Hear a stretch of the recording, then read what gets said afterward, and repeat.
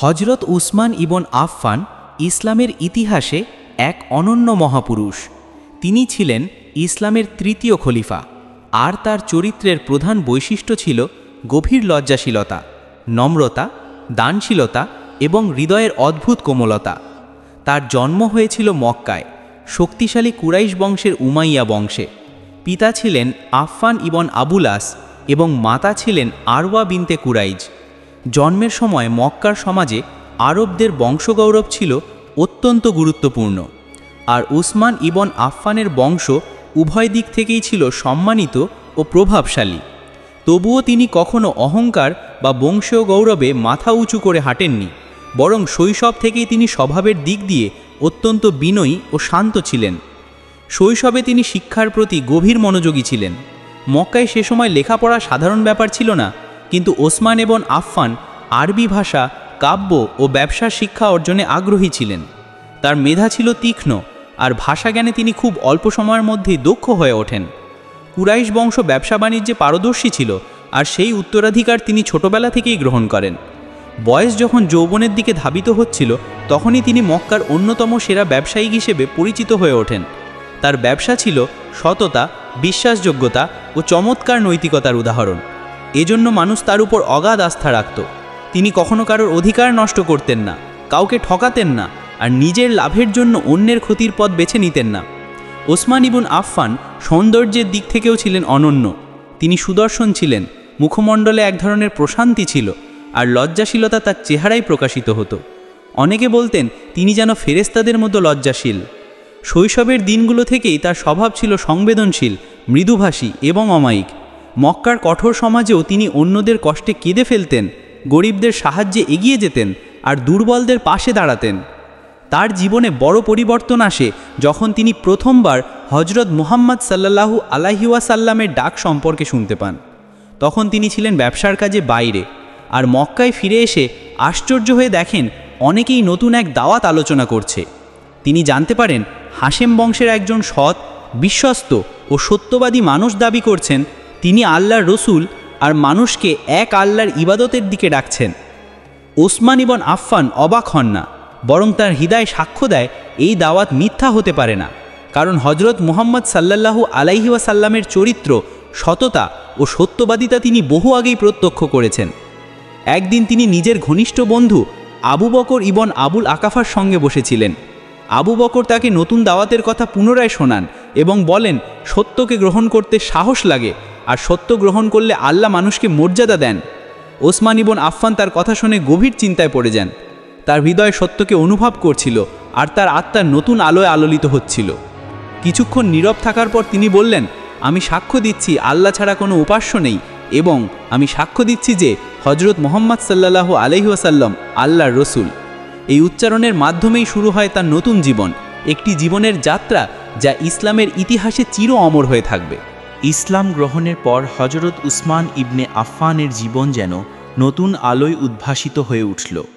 তিনি ছিলেন প্রথম দিকের মুসলমানদের অন্যতম, এবং তার ইসলাম গ্রহণ মক্কার কুরাইশদের কাছে ছিল অপ্রত্যাশিত, কারণ তিনি ছিলেন ধনী, বংশীয় মর্যাদা সম্পন্ন এবং সম্মানিত ব্যক্তি, যে ধরনের মানুষদের সমর্থনের আশা মুশরিকরা করত। কিন্তু সত্যের আহ্বান তার হৃদয়কে এমনভাবে স্পর্শ করেছিল যে কোনো সামাজিক চাপ বা দুনিয়ার ভয় তাকে আটকাতে পারেনি।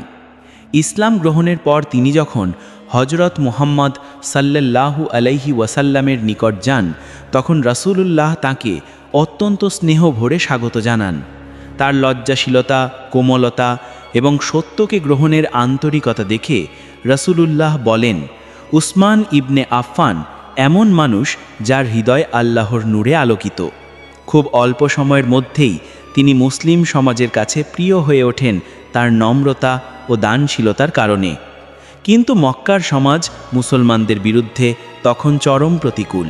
বিশেষ করে যেসব ধনী ও প্রভাবশালী ব্যক্তি ইসলাম গ্রহণ করত, তাদের ওপর চাপ দেয়া হতো দ্বিগুণ। উসমান ইবনে আফফানের পরিবারও ব্যতিক্রম ছিল না। তার চাচা এবং আত্মীয়রা রেগে যান তিনি কিভাবে পূর্বপুরুষের ধর্ম ছেড়ে নতুন দাওয়াত গ্রহণ করলেন। যাদের তিনি এক সময় ব্যবসায়িক সুবিধা দিতেন, তারাও তার বিরুদ্ধে অবস্থান নেয়।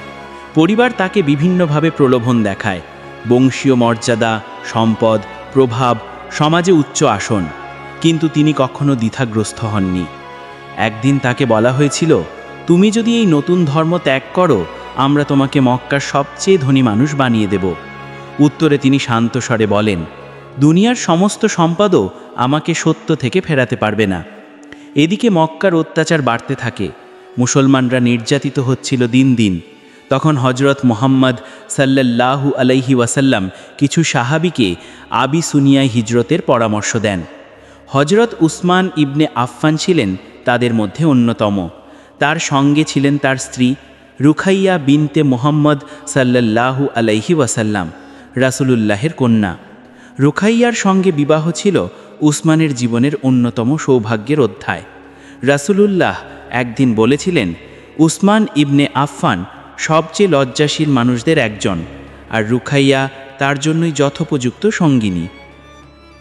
হিজরতের সিদ্ধান্ত নেওয়ার পর উসমান ইবনে আফফানের মন কিছুটা ভারী হয়েছিল, কারণ মক্কা তার জন্মভূমি, তার ব্যবসা, তার পরিবার, সব কিছু সেখানে। কিন্তু তিনি জানতেন আল্লাহর পথে সব কিছু ত্যাগ করলে আল্লাহ উত্তম কিছু দান করেন। তাই এক বিন্দুও দ্বিধা না করে তিনি স্ত্রীকে সঙ্গে নিয়ে অজানা পথের যাত্রা শুরু করেন। আবিসিনিয়ায় পৌঁছে মুসলমানরা শান্তির বাতাস অনুভব করে। সেখানে নাজাশী নামক ন্যায়পরায়ণ রাজা শরণার্থীদের আশ্রয় দেন। নতুন দেশে উসমান ইবনে আফফান ব্যবসা শুরু করেন এবং খুব দ্রুত তিনি নিজের অবস্থান তৈরি করে ফেলেন। তার চরিত্র, সততা এবং সৌন্দর্য স্থানীয় মানুষদেরও গভীরভাবে প্রভাবিত করত।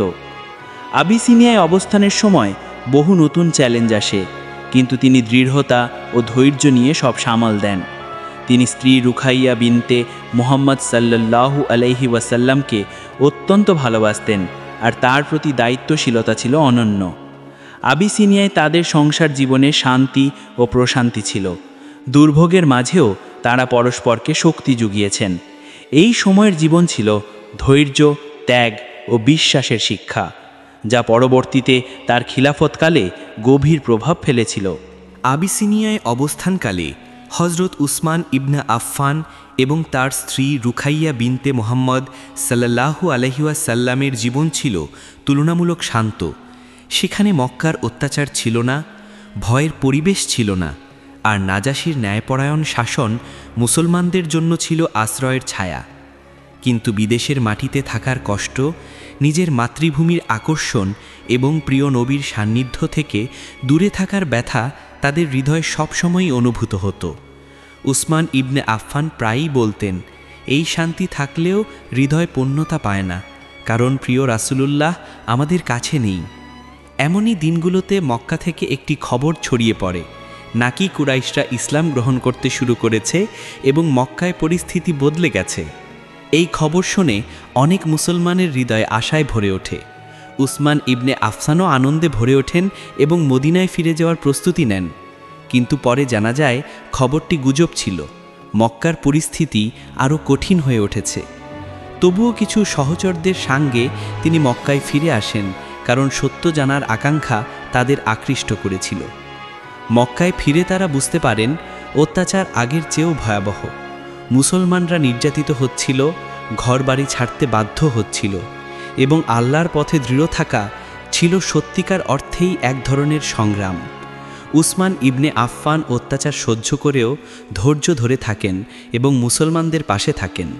তার কোমল হৃদয় অন্যদের কষ্ট দেখে কেঁদে উঠত, কিন্তু তার দৃঢ়তা কখনো নড়েনি। এরপর হিজরতের দ্বিতীয় অধ্যায় শুরু হয়, মদিনায় হিজরত। যখন মদিনায় হিজরত করার নির্দেশ আসে, তখন উসমান ইবনে আফফান রুখাইয়া বিনতে মুহাম্মদ সাল্লাল্লাহু আলাইহি ওয়াসাল্লামকে সঙ্গে নিয়ে আবার যাত্রা শুরু করেন। পথ ছিল দীর্ঘ, কষ্টদায়ক, কিন্তু তাদের হৃদয় ছিল আল্লাহর সন্তুষ্টির জন্য সব কিছু ত্যাগ করার প্রশান্তি। মদিনায় পৌঁছে তারা নতুন সমাজের সঙ্গে একীভূত হন এবং মুসলিম সম্প্রদায়ের শক্তি বৃদ্ধি পায়। মদিনায় বসবাস শুরু করার পর উসমান ইবনে আফফানের জীবনে আরও একটি গুরুত্বপূর্ণ ঘটনা ঘটে। তিনি বদর যুদ্ধে সরাসরি অংশ নিতে পারেননি, কারণ সেই সময় তার স্ত্রী রুখাইয়া গুরুতর অসুস্থ ছিলেন। তিনি তার পাশে থাকাকে অগ্রাধিকার দেন এবং রাসূলুল্লাহ তাকে বলেন, তুমি বদরের সৈনিকদের সমান সওয়াব পেলে। এই কথাটি তার হৃদয়কে দৃঢ় করেছিল, কারণ তিনি জানতেন আল্লাহর রাসূলের সন্তুষ্টি আল্লাহর সন্তুষ্টির পথ। দুঃখজনকভাবে বদরের যুদ্ধের দিনেই রুখাইয়া ইন্তেকাল করেন। এই মৃত্যু উসমান ইবনে আফফানের কোমল হৃদয়ে গভীর আঘাত হানে। তিনি অনেকক্ষণ নীরব থাকতেন, অশ্রুসিক্ত চোখে স্মরণ করতেন নিজের প্রিয়তমা স্ত্রীকে, যার সঙ্গে তিনি আল্লাহর পথে এত কষ্ট, এত হিজরত আর এত ত্যাগ ভাগ করে নিয়েছিলেন। রাসূলুল্লাহ তাকে সান্ত্বনা দেন আর নিজের স্নেহশীল আচরণে তার হৃদয়ের ব্যথা কিছুটা লাঘব করেন। রুখাইয়ার মৃত্যুর পর কিছু সময় জিনা গেলে রাসূলুল্লাহ তার আরেক কন্যা উম্মে কুলসুমকে তার নিকাহে দেন। এজন্য ইতিহাসে উসমান ইবনে আফফানকে বলা হয় জুন নয়ন, অর্থাৎ 2 নূরের অধিকারী, কারণ তিনি একসাথে রাসূলুল্লাহর 2 কন্যার স্বামী হওয়ার সৌভাগ্য অর্জন করেছিলেন। এই অধ্যায়তুল্য জীবনের সময়গুলো উসমান ইবনে আফফানকে আরও পরিণত করেছে, আরও কোমল করেছে এবং আরও দৃঢ় করেছে। সামনে অপেক্ষা করছিল আরও বড় দায়িত্ব, উম্মতের নেতৃত্ব। মদিনায় ইসলামী সমাজ প্রতিষ্ঠিত হওয়ার পর হজরত উসমান ইবন আফফানের ভূমিকা আরও স্পষ্ট হয়ে ওঠে। তিনি ছিলেন এমন একজন ব্যক্তি যিনি নীরবে কাজ করতেন, প্রচার ও প্রশংসা চাইতেন না, কিন্তু তার প্রতিটি কাজ ছিল ইসলামের শক্তি বৃদ্ধির পেছনে এক বিশাল অবদান। তার দানশীলতার পরিচয় মদিনায় এসে আরও প্রবলভাবে প্রকাশ পায়। ব্যবসায় দক্ষতা, সম্পদের প্রাচুর্য এবং সবচেয়ে বড় কথা আল্লাহর পথে ব্যয় করার অদম্য আকাঙ্ক্ষা, এসব তাকে মুসলিম সমাজের শক্ত ভিত্তি হিসেবে গড়ে তোলে। মদিনায় এসে প্রথম যে বড় সমস্যাগুলোর মুখোমুখি হতে হয়েছিল তার একটি ছিল পানির সংকট। মদিনায় রৌমা নামক একটি কূপ ছিল, যেটি তখন এক ইহুদির মালিকানাধীন ছিল। মানুষ সেখান থেকে পানি কিনে নিতে বাধ্য হতো এবং দরিদ্র মানুষদের জন্য এটি ছিল বড় কষ্টের কারণ। রাসূলুল্লাহ একদিন বলেছিলেন, যে ব্যক্তি এই কূপ কিনে মুসলমানদের জন্য সাদাকা হিসেবে উন্মুক্ত করবে, আমি তাকে জান্নাতের সুসংবাদ দিচ্ছি। এই কথা শোনার সঙ্গে সঙ্গে উসমান ইবন আফফানের হৃদয় নড়ে ওঠে। তিনি চিন্তা না করেই সেই কূপের মালিকের সঙ্গে কথা বলেন। প্রথমে মালিক অতিরিক্ত দাম দাবি করে, কিন্তু উসমান ইবন আফফান শান্ত নম্র স্বরে মূল্য দেন এবং অবশেষে অত্যন্ত উচ্চ মূল্যে কূপটি কিনে নেন। কিনে নেওয়ার পর তিনি ঘোষণা করেন, এখন থেকে রওমার কূপ সকল মুসলমানের জন্য উন্মুক্ত, এখানে কেউ মূল্য দেবে না। এই দানশীলতার কথা শুনে রাসূলুল্লাহ হাসি মুখে বলেন, উসমান জান্নাতের একটি কূপ কিনে নিল। মদিনায় তার আরেকটি বড় অবদান ছিল সম্প্রসারিত মসজিদে নববীর নির্মাণে বিপুল অর্থ ব্যয় করা।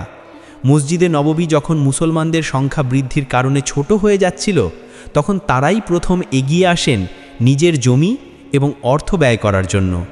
তার হাত ছিল সবসময় খোলা, যেন দান তার আত্মার স্বভাব। যুদ্ধের ক্ষেত্রেও তার ভূমিকা ছিল অত্যন্ত সমর্থনমূলক। বদরের সওয়াব পাওয়া ছাড়াও উহুদ, খন্দক, তাবুক সহ বিভিন্ন যুদ্ধে তিনি বিপুল পরিমাণ অর্থ, অস্ত্র ও বাহন দান করেন। বিশেষ করে তাবুক অভিযান ছিল ইসলামের ইতিহাসে কঠিনতম সামরিক প্রস্তুতিগুলোর একটি। মানুষ তখন দারিদ্র্যের মধ্যে ছিল, খরাগ্রস্ত সময়। রাসূলুল্লাহ যখন মানুষকে দান করতে আহ্বান করেন, তখন উসমান ইবিন আফফান তার সামর্থ্যের চেয়েও বেশি ব্যয় করেন। তিনি একাই 300 উট, 50 ঘোড়া এবং বিপুল অর্থ দান করেন। রাসূলুল্লাহ তাকে দেখে বলেন, আজ উসমান যা ব্যয় করল, তারপরে তার কোনো কাজ তাকে ক্ষতি করবে না। এই বাক্য ইতিহাসে অমর হয়ে আছে, কারণ এটি শুধুমাত্র দানের প্রশংসা নয়, এটি উসমান ইবন আফফানের আত্মিক মহত্বের স্বীকৃতি। একই সময় তার পারিবারিক জীবন ছিল শান্ত ও স্নিগ্ধ। রাসূলুল্লাহর কন্যা উম্মে কুলসুম তার ঘরে আসার পর তার জীবনে আবার প্রশান্তির ছোঁয়া লাগে।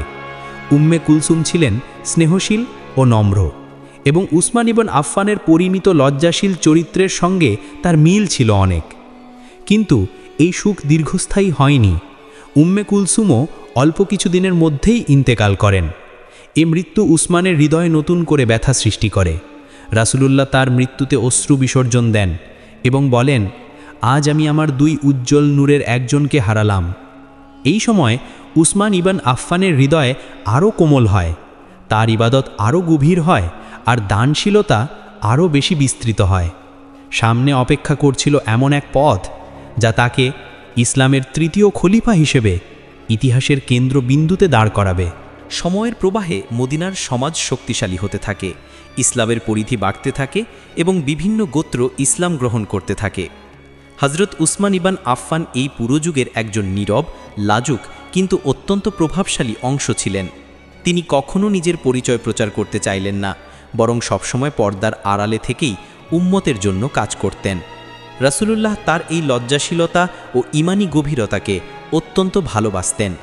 রাসূলুল্লাহের ইন্তেকালের পর মুসলমানরা গভীর শোকে নিমজ্জিত হয়। এই সময় হজরত আবু বকর ইবন আবু কুহাফার নেতৃত্বে নতুন অধ্যায় শুরু হয়। উসমান ইবন আফফান তার ঘনিষ্ঠ সহযোগী হয়ে ওঠেন।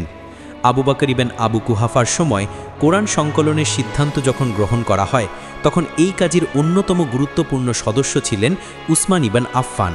তার নিখুঁত স্মরণশক্তি, তার ভাষা জ্ঞান এবং তার সততা এই কাজে অপরিহার্য হয়ে দাঁড়ায়। হজরত উমর ইবন আল খাত্তাবের যুগেও তার ভূমিকা অত্যন্ত গুরুত্বপূর্ণ ছিল। উমর ইবন আল খাত্তাব ছিলেন কঠোর স্বভাবের শাসক, আর তার এই কঠোরতার বিপরীত প্রান্তে ছিলেন উসমান ইবন আফফানের কোমলতা। উমর ইবন আল খাত্তাব কঠিন কোনো সিদ্ধান্ত নেওয়ার আগে অনেক সময় উসমান ইবন আফফানকে পরামর্শ দিতেন, কারণ তিনি জানতেন এই কোমল হৃদয়ের মানুষ যে কথা বলবেন তা হবে ন্যায়, বিবেক ও পরিমিতির সমন্বয়। উমর ইবন আল খাত্তাব পৃথিবী ছেড়ে যাওয়ার আগে একটি শুরা পরিষদ গঠন করেন ৬ জন প্রখ্যাত সাহাবীকে নিয়ে। তাদের মধ্যে ছিলেন আলী ইবন আবি তালিব, উসমান ইবন আফফান, আব্দুর রহমান ইবন আউফ, তালহা ইবন উবাইদুল্লাহ, জুবায়ের ইবন আওয়াম এবং সাদ ইবন আবি ওয়াক্কাস। এই পরিষদের উপরই অর্পিত হয় নতুন খলিফা নির্বাচন করার দায়িত্ব। এই আলোচনাগুলো ছিল অত্যন্ত সংবেদনশীল। প্রতিটি সদস্যই ছিলেন ইসলামের স্তম্ভ সমপুরুষ। তারা সৎ, সাহসী ও আল্লাহভীরু। দীর্ঘ আলোচনার পর যখন পরিষদ দেখল যে উসমান ইবন আফফান এবং আলী ইবন আবি তালিব এই দুজনের একজনকে খলিফা হিসেবে মনোনীত করতে হবে, তখন বিষয়টি আরও সূক্ষ্ম হয়ে ওঠে। দীর্ঘ আলোচনার পরে এবং মুসলমানদের মতামত বিশ্লেষণ করে আব্দুর রহমান ইবন আউফ ঘোষণা করেন, উম্মাহর অধিকাংশ মানুষ উসমান ইবন আফফানকে নেতা হিসাবে উপযুক্ত মনে করে। এরপর তিনি উসমান ইবন আফফানের হাত ধরে বায়াত নেন এবং তার খিলাফতের ঘোষণা দেন। এইভাবে শুরু হয় ইসলামের তৃতীয় খলিফা হিসাবে তার মহান দায়িত্ব। খিলাফত গ্রহণের মুহূর্তে তার চোখে যে অশ্রু ঝরছিল, তা ছিল এই দায়িত্বের বিশাল ভার অনুভব করার অশ্রু। তিনি বলেছিলেন, এই ভার আমার নয়, আল্লাহ আমাকে এই উম্মতের জন্য পরীক্ষা করছেন। খিলাফত গ্রহণের পরও তিনি তার পূর্বেরকার সরলতা ও লজ্জাশীলতা বজায় রাখেন। তিনি রাজসিকভাবে শাসন করেননি, বরং আল্লাহর দাস হিসেবে দায়িত্ব পালন করেছেন। তার সময় ছিল ইসলামের বিস্তার, স্থিতি ও সমৃদ্ধির যুগ। তিনি প্রশাসনকে শৃঙ্খলিত করেন, বিচার ব্যবস্থা শক্তিশালী করেন এবং বিভিন্ন প্রদেশে সৎ ও যোগ্য গভর্নর নিয়োগ দেন। কিন্তু তার এই নরম স্বভাব কখনো কখনো কঠোর রাজনৈতিক বাস্তবতার সঙ্গে সংঘর্ষে পড়ে। তার কোমলতা অনেককে সুযোগ দেয় কাছাকাছি আসার, এবং কেউ কেউ এই কোমলতার অপব্যবহারও করতে শুরু করে, যা পরবর্তী অশান্তির কারণ হয়ে ওঠে। তবুও তার প্রথম যুগ ছিল শান্তি, ন্যায়পরায়ণতা এবং বিশ্বব্যাপী ইসলামী শক্তির বিস্তারের সোনালী অধ্যায়। হযরত উসমান ইবন আফফানের খিলাফতের প্রথম কয়েক বছর ছিল ইসলামের ইতিহাসে সবচেয়ে স্থিতিশীল ও সমৃদ্ধ সময়গুলোর একটি। তার শাসনমন্ত্র ছিল নরম স্বভাব, ন্যায়, সহনশীলতা এবং মানুষের প্রতি দয়া। তার দয়া ও কোমলতা এতটাই পরিচিত ছিল যে সাধারণ মানুষ তার দরবারে এসে স্বাচ্ছন্দ্যে কথা বলতে পারত। তিনি কখনো রুক্ষ ভাষায় কথা বলতেন না, কারো ভুল হলে সহজভাবে বুঝিয়ে দিতেন, আর মানুষের কষ্ট শুনলে চোখে পানি চলে আসত। তার শাসন ব্যবস্থার অন্যতম গুরুত্বপূর্ণ দিক ছিল প্রশাসনিক সংস্কার। পূর্বে বিভিন্ন প্রদেশে দুর্বল ব্যবস্থাপনা, দীর্ঘ দূরত্ব এবং যোগাযোগ সমস্যার কারণে অনেক সময় বিচার ও উন্নয়ন পিছিয়ে যেত। কিন্তু উসমান ইবন আফফান এই ব্যবস্থায় মৌলিক পরিবর্তন আনেন। তিনি প্রতিটি প্রদেশে যোগ্য, সৎ এবং ইবাদত গুণে সমৃদ্ধ গভর্নর নিয়োগ করেন। এই গভর্নরদের অনেকেই ছিলেন সাহাবী বা তাবেঈ, যাদের ন্যায়পরায়ণতা সন্দেহের ঊর্ধ্বে ছিল। অন্যদিকে তিনি বিভিন্ন অঞ্চলের প্রশাসনিক কেন্দ্রগুলো পুনর্গঠন করেন। অনেক জায়গায় নতুন ব্যারাক, নতুন রাস্তা, নিরাপত্তা ব্যবস্থা এবং সুপ্রশাসনের জন্য প্রয়োজনীয় সব সুবিধা প্রদান করেন। এর ফলে ইসলামী সাম্রাজ্য বিস্তার লাভ করতে থাকে। মিশর, শাম, ইরাক, পারস্য এবং উত্তর আফ্রিকার বহু অঞ্চল ইসলামের অধীনে আসে। তার শাসনামলে নৌবাহিনী গঠনের সূচনা হয়, যা পরবর্তীতে মুসলমানদের অন্যতম বড় শক্তি হয়ে দাঁড়ায়। উসমান ইবন আফফানের নির্দেশে ভূমধ্য সাগরে শক্তিশালী নৌবাহিনী তৈরি করা হয়, যার মাধ্যমে সাইপ্রাস সহ বহু অঞ্চলে ইসলামী নিয়ন্ত্রণ প্রতিষ্ঠিত হয়। এটি ছিল এক ঐতিহাসিক অগ্রগতি, কারণ আগে আরবরা সমুদ্রযাত্রায় খুব দক্ষ ছিল না। তিনি তাদের সাহস দেন, প্রয়োজনীয় সাহায্য দেন এবং কৌশলী সেনাপতিদের দায়িত্ব দেন। কিন্তু এইসব উন্নয়নের মধ্যে তার সবচেয়ে বড় ও স্থায়ী অবদান ছিল কুরআনের একক মানক মুসহাফ প্রস্তুত করা। সময়ের সঙ্গে সঙ্গে ইসলাম বিভিন্ন প্রদেশে ছড়িয়ে পড়ায় মানুষ বিভিন্ন কিরাত অনুযায়ী কুরআন পড়তে শুরু করে। এর ফলে কিছু জায়গায় ভুল বোঝাবুঝি সৃষ্টি হতে থাকে। পরিস্থিতি যখন ঝুঁকিপূর্ণ হয়ে উঠল, তখন হজরত হুজাইফা ইবন ইয়ামান তাকে পরামর্শ দেন, ইসলামের বিভিন্ন অঞ্চলে মানুষ বিভিন্নভাবে কুরআন পড়ছে, যদি এখনই ব্যবস্থা না নেওয়া হয় ভবিষ্যতে বড় ফিতনা দেখা দেবে। এই কথা উসমান ইবন আফফানের হৃদয় গভীরভাবে নাড়া দেয়। তিনি তৎক্ষণাৎ সূরা আহ্বান করেন এবং সিদ্ধান্ত নেন একটি মানক মুসহাফ তৈরির। তার নির্দেশে পূর্বে সংকলিত কোরআনের কপি এবং হাফেজ সাহাবীদের তত্ত্বাবধানে একটি বিশেষ দল পুনরায় মুসহাফ প্রস্তুত করে। পুরো প্রক্রিয়ায় তিনি নিজে অংশ নিতেন, নিজ হাতে লেখা মুসহাফ পরীক্ষা করতেন। প্রস্তুত হলে তিনি বিভিন্ন প্রদেশে মানক মুসহাফ পাঠিয়ে দেন এবং অন্য যেসব ব্যক্তিগত মুসহাফ ছিল তা পরীক্ষাহীন হওয়ায় তিনি সেগুলো ব্যবহার না করার নির্দেশ দেন, যাতে ভবিষ্যতে কোনো ভুল বা বিভ্রান্তি না ঘটে। এই সিদ্ধান্ত ছিল অত্যন্ত দূরদৃষ্টি এবং আজ সারা পৃথিবীর মুসলমান যে কোরআন একমাত্র মানক মুসহাফ অনুযায়ী পড়ছে, তার পুরো কৃতিত্ব তার নেতৃত্বের। যদিও এই মহান কাজ ইসলামের ঐক্য রক্ষা করেছিল, কিন্তু তার কিছু সমালোচক এটি ভুলভাবে ব্যাখ্যা করে ক্ষোভ সৃষ্টি করতে শুরু করে। যারা রাজনৈতিক উদ্দেশ্যে তার বিরুদ্ধে বিদ্বেষ ছড়াতে চেয়েছিল, তারা এই ঘটনাগুলোকে বিকৃতভাবে মানুষদের সামনে তুলে ধরতে থাকে। এভাবে তার শাসনের দ্বিতীয় পর্যায়ে বিভিন্ন কুচক্র ও ফিতনা জন্ম নিতে শুরু করে, যা পরবর্তীতে বড় সংকটের জন্ম দেয়। ইসলামী সাম্রাজ্য বিস্তারের সঙ্গে সঙ্গে নতুন নতুন জাতি, সংস্কৃতি এবং রাজনৈতিক চিন্তাধারা ইসলামী ভূখণ্ডের অংশ হয়ে উঠছিল। আকারে বিশাল এই সাম্রাজ্যকে স্থিতিশীলভাবে পরিচালনা করা সহজ ছিল না। হযরত উসমান ইবন আফফান ছিলেন লজ্জাশীল, নম্র, ধৈর্যশীল এবং দানশীল, যে গুণগুলো ব্যক্তিত্বকে মহৎ করে তোলে। কিন্তু কখনো কখনো কঠোর রাজনৈতিক পরিবেশে এই কোমলতা বাধা হয়ে দাঁড়ায়। তিনি যেসব গভর্নর নিয়োগ করেছিলেন, তাদের মধ্যে কেউ কেউ ছিলেন খুবই যোগ্য, আবার কেউ কেউ সময়ের সঙ্গে সঙ্গে দুর্বলতা বা ভুল প্রদর্শন করেন। তার বিরোধীরা এসব ঘটনার সুযোগ হিসাবে কাজে লাগাতে শুরু করে। তারা মানুষের মাঝে গোপনে বিভ্রান্তি ছড়াতে থাকে। কেউ বলতো তিনি নিজের আত্মীয়দের বেশি দায়িত্ব দিচ্ছেন, কেউ বলতো তার শাসন নরম এবং অনেককে শাস্তি দেওয়া উচিত ছিল। অথচ প্রকৃতপক্ষে তিনি যখন কারো বিরুদ্ধে অভিযোগ পেতেন, তখন সঠিক তদন্ত না করে তিনি কোনো সিদ্ধান্ত নিতেন না। কিন্তু তার নরম স্বভাবের অপব্যবহার করত কিছু অসৎ লোক। এই সময় একদল মানুষ ইসলামী ভূখণ্ডের বিভিন্ন অঞ্চলে ভ্রমণ করে মানুষের মনে ধীরে ধীরে সন্দেহের বীজ বপন করতে থাকে। তাদের বড় লক্ষ্য ছিল উসমান ইবন আফফানের ব্যক্তিত্বকে আঘাত করা, কারণ মুসলমানদের হৃদয়ে তিনি ছিলেন অতি প্রিয়। তারা বলতো খলিফা নাকি নরম হয়ে গেছেন, শাসনে কঠোরতা নেই। অথচ এই নরমতা ছিল তার ঈমানের সৌন্দর্য, তার হৃদয়ের কোমলতা, এবং তার অনুসরণ ছিল হযরত মুহাম্মদ সাল্লাল্লাহু আলাইহি সাল্লামের দয়ার পথ। একদিন একটি দল মিশর, ইরাক এবং কুফার দিক থেকে একত্রিত হয়ে মদিনার দিকে অগ্রসর হয়। তারা নিজেদের দাবি তুলে ধরে। কেউ বলে কোরআনের মুসহাফ নিয়ে আপত্তি, কেউ বলে গভর্নরদের বিষয়ে অভিযোগ, কেউ বলে শাসন ব্যবস্থায় পরিবর্তন চাই। উসমান ইবন আফফান তাদের সব কথা শোনেন অত্যন্ত ধৈর্যের সঙ্গে। তিনি বলেন, তোমরা যদি আমাকে ভুল প্রমাণ করতে পারো, আমি আল্লাহর সন্তুষ্টির জন্য নিজের ভুল সংশোধন করতে প্রস্তুত। আর যদি তোমাদের অভিযোগ মিথ্যা হয়, তবুও আমি তোমাদের সঙ্গে রুক্ষ আচরণ করব না। এই ধৈর্য তাদের বিস্মিত করে, কারণ তারা আশা করেছিল খলিফা রাগ করবেন, কঠোর হবেন এবং তখন তারা এটিকে অজুহাত বানাতে পারবে। কিন্তু উসমান ইবন আফফানের শান্ত নম্র আচরণ তারা সহ্য করতে পারছিল না। তার সৌন্দর্য, তার চরিত্র তাদের মনকে নরম করার বদলে আরও ক্ষুব্ধ করে, কারণ তাদের অন্তরে ছিল বিদ্বেষ। তিনি কয়েকজন গভর্নরকে পরিবর্তন করার প্রতিশ্রুতি দেন, কিছু ভুল সংশোধন করার প্রতিশ্রুতি দেন। এমনকি তিনি বলেন, আমি যদি তোমাদের মনে কোনো কষ্ট দিয়ে থাকি আমাকে ক্ষমা করো। কিন্তু বিদ্রোহীরা আলোচনায় আসার উদ্দেশ্যে আসেনি। তাদের লক্ষ্য ছিল অস্থিরতা ছড়ানো। তারা মদিনা ত্যাগের ভান করে আবার লুকিয়ে ফিরে আসে।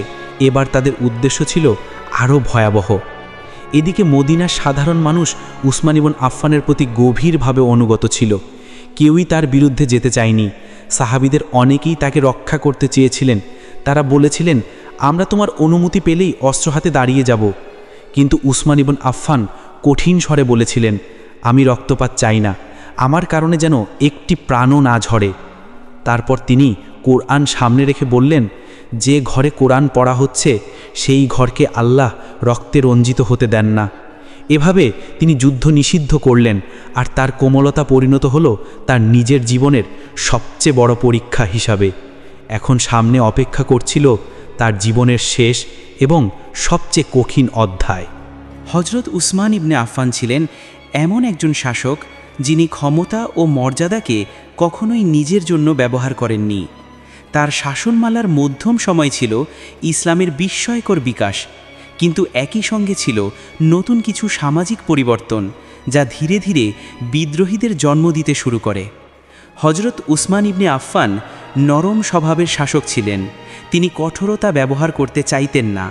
তার এই কোমলতা বহু স্থানে শান্তি আনলেও কিছু মানুষ এই সুযোগকে দুর্বলতা মনে করে ভয়াবহভাবে অপব্যবহার করে। মুসলিম সাম্রাজ্য তখন বিশাল ভূখণ্ডে বিস্তৃত।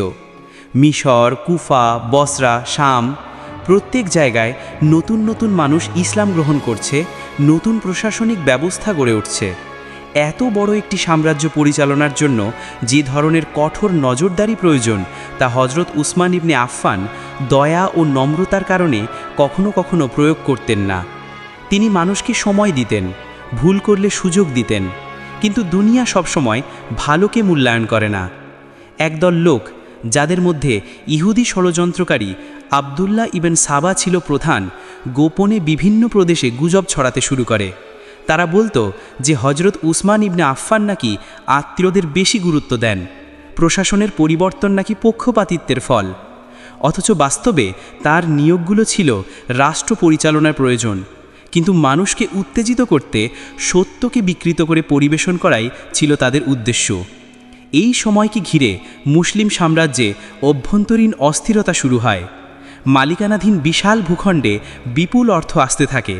মানুষ আধ্যাত্মিকতার চেয়ে পার্থিব লোভে সহজেই প্রভাবিত হতে থাকে। হজরত উসমান ইবনে আফফান নিজে ছিলেন অত্যন্ত অ্যাসেটিক। নিজের জন্য কখনো রাজকীয় খাবার গ্রহণ করতেন না, পুরনো কাপড় পরতেন, নিজের খরচ নিজের ব্যবসা থেকে চালাতেন। অথচ তার বিরুদ্ধে অভিযোগ ওঠে রাজকীয় জীবনযাপনের, যা ছিল সম্পূর্ণ ভিত্তিহীন। কিন্তু তিনি শুনতেন, ধৈর্য ধরতেন, বলতেন, মুসলমানদের ঐক্য রক্ষা করা আমার জন্য নিজের সম্মান রক্ষার চেয়ে বড়। বিদ্রোহীরা কুফা ও মিশরের কিছু মানুষকে প্রভাবিত করে। তারা মদিনায় এসে দাবি করে খলিফার বিরুদ্ধে নালিশ শুনতে চান। হজরত উসমান ইবনে আফফান তাদের বাড়িতে ডেকে নিজ হাতে পানি পান করিয়ে শান্তভাবে তাদের অভিযোগ শোনেন। তার এই নম্রতা অনেককেই লজ্জিত করলেও ষড়যন্ত্রকারীরা থামেনি। এদিকে মদিনার সাহাবীরা যেমন হজরত আলী ইবনে আবি তালিব, হজরত তালহা ইবনে উবায়দুল্লাহ, হজরত জুবাইর ইবনে আল আওয়াম প্রতিনিয়ত বিদ্রোহীদের বোঝানোর চেষ্টা করেন, কিন্তু ষড়যন্ত্র ছিল অত্যন্ত নিখুঁতভাবে সাজানো। হজরত উসমান ইবনে আফফান চাইলে কঠোর ব্যবস্থা নিতে পারতেন, সৈন্য পাঠাতে পারতেন, গ্রেফতার করতে পারতেন, কিন্তু তিনি বললেন, আমি মুসলমানদের রক্ত ঝরাতে চাই না, আমার কারণে যেন একটি মানুষেরও ক্ষতি না হয়। এত বড় আত্মত্যাগের মর্ম বিদ্রোহীরা বুঝল না, বরং এটিকে দুর্বলতা ভাবল। মদিনার পরিবেশ ধীরে ধীরে উত্তেজনাপূর্ণ হয়ে উঠতে লাগল। বিদ্রোহীরা শহরের চারদিকে ঘেরাও তৈরি করল, এমনকি তাকে মসজিদে নাববীতে নামাজ পড়তে যেতেও বাধা দিতে লাগল। মহানবী মুহাম্মদ সাল্লাল্লাহু আলাইহি ওয়াসাল্লাম তার জীবদ্দশায় যাকে স্বর্গের সুসংবাদ দিয়েছিলেন, সেই মানুষটিকেই আজ নিজ ঘরেই অবরুদ্ধ করে রাখা হলো। হজরত উসমান ইবনে আফফান তবু বললেন, যে পরীক্ষা আল্লাহ দিয়েছেন আমি ধৈর্যের সঙ্গে তা গ্রহণ করব। এই ধৈর্য ছিল মানুষের নয়, নবীদের চরিত্রধারীদের ধৈর্য। তার ঘরকে ঘিরে থাকা অন্ধকার তখনও শেষ হয়নি, বরং এগোচ্ছিল পরিণতির দিকে, যা ইতিহাসের সবচেয়ে বেদনাদায়ক মুহূর্তগুলোর একটি হয়ে উঠবে। মদিনার আকাশে তখন অস্থিরতার কালো মেঘ জমে উঠেছে। বিদ্রোহীরা চারদিকে পাহারা বসিয়েছে। হজরত উসমান ইবন আফফান তার ঘরে বন্দী, বাইরে যেতে পারেন না, মসজিদে নববীতে নামাজ আদায় করতে পারেন না।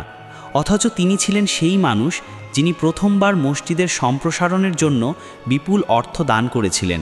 আজ সেই মসজিদেই তিনি যেতে পারছেন না। এই বৈপরীত্যের মাঝেও তার মুখে কোনো অভিযোগ নেই। তিনি বারবার বলতেন, মদিনায় যেন কোনো রক্তপাত না হয়, মুসলমানদের মধ্যে যুদ্ধ লাগুক, আমি তা চাই না।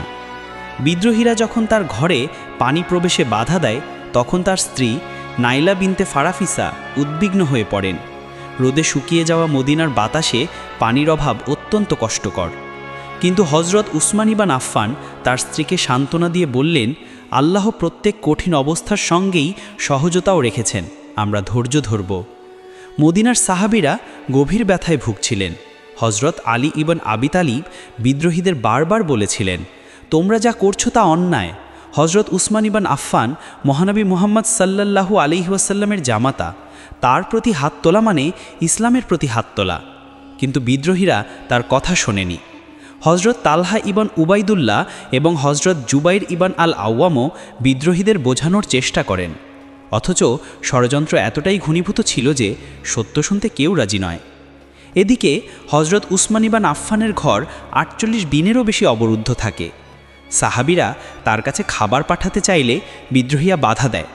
কোনো কোনো রাতে অন্ধকারের সুযোগে প্রতিবেশী নারীরা খাবার পৌঁছে দিতেন, আর তিনি সেই খাবারও অন্যদের দিয়ে দিতেন, নিজের জন্য সামান্য অংশ রাখতেন।